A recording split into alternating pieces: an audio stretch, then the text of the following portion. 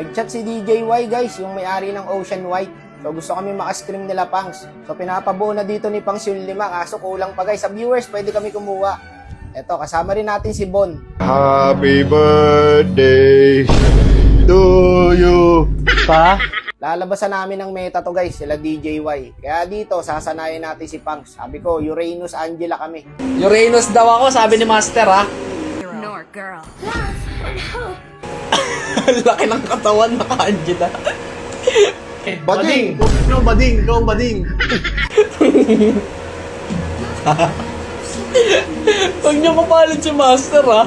Hindi sila naniniwala, kaya ito, ipapakita natin kung paano gumagana. Master, huwag kayo ko pag nalaglag sa phone. Bading! Mawiwindang yan boss, sila DJY. Pag nilabas namin to. Siguro sawa na siya sa mga pro. Kaya target niya ngayon mga problema na. Tapos na siya makipag-screen kila Wise, kila Carl TC. Sino pa ba mga nakalaban ng mga yon? Basta ang pagkakalam ko gusto niya talunin lahat eh. Eh hindi tatago sa atin yan boss. Kahit 2 viewers lang kunin namin eh. Ako, si Pangs, tapos si Bon. Tapos 2 viewers. Kayang-kaya na natin yan Brad. DJY, if you are watching this from Wawawi, you better watch out. You better not cry. Because I'm telling you why. Santa Claus is coming to town. I hear that you are a pro player, but it doesn't matter, motherfucker. You cannot beat my team, brother. You have no chance. I'll show you how to doggy. In English ka na kasi alam ko mapapanood niya to eh. So, para kahit paano may maintindihan naman siya. Hindi mananalo sa atin yan, boy. So ngayon, maghahanap kami ni Pangs ng kahit 2 viewers. No, para palagan na natin yan sila DJY. Ito lang ilalabas namin, no? Uranus Angela. DJY, if you're watching this is what you call new meta. Meta nga. Can you see what we are doing here? We are entering the dragon. We're entering the base. And then we're gonna go out and enjoy life. That is what you call life is good. All the time. Amen. I know you're scared right now because of this kind of meta. I'm telling you, DJY, you don't have chance to beat my team. But you have chance to back out. Tama ba yun? Sinerch ko lang yun sa Google eh.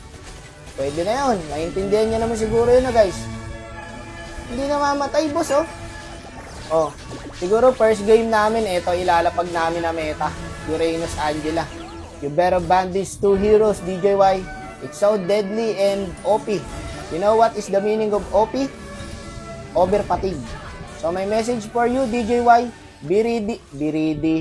Be ready, and may the best team wins. Good luck, because we are going to crush your team, brother. Puta, naubos yung English ko doon, brad ah. So yun nga, gaya ng sabi ko, baka kumuha na lang kami ng 2 viewers o kaya 1 viewers para laruin sila DJY.